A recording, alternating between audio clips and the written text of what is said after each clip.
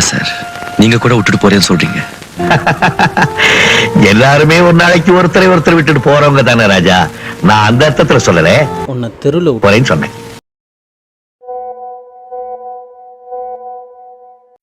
வழிகளில் 100 தடை இருந்தால்தான் வாழ்க்கை ருசியாகும்.